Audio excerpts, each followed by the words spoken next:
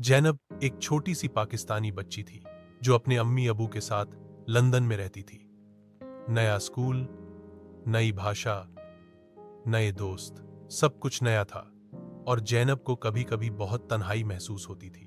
एक दिन जैनब स्कूल से आई और आंखों में आंसू थे।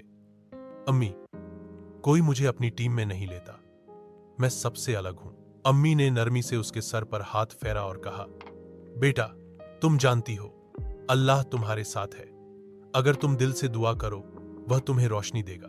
जैनब ने रात को वुज्जू किया और चुपके से दुआ की, या अल्लाह, मुझे भी एक सितारा बना दे जो अंधेरे में चमके।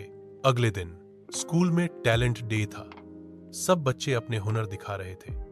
जैनब ने सोचा, मैं किया करूं? फिर उसे याद आया, मैं नात पढ़ सकती हूं। उसने दिल से बिस्मिल्लाह कहा और एक खूबसूरत नात पढ़ी। मीरा दल मदीने चला गया। पूरा स्कूल खामोश हो गया। बच्चे, टीचर्स, सब हैरान। एक गोरा बच्चा बोला, वाह, वह सुंदर था। उसी दिन जैनब को shining star of the school का अवार्ड मिला।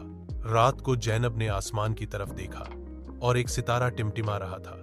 जैनब मुस्कुराई और बोली, अल्लाह मी, आपने मेरी दुआ सुन ली।